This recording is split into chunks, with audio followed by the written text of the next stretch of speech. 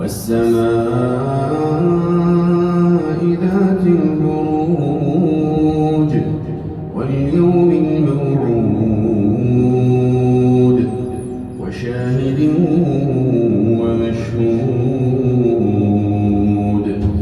قتل أصحاب الأخدود النار ذات الوقود إذ هم عليها قعود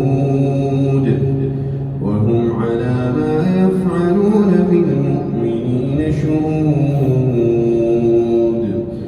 وما نقموا منهم إلا أن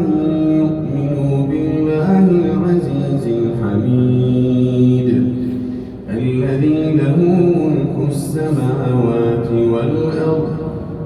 والله على كل شيء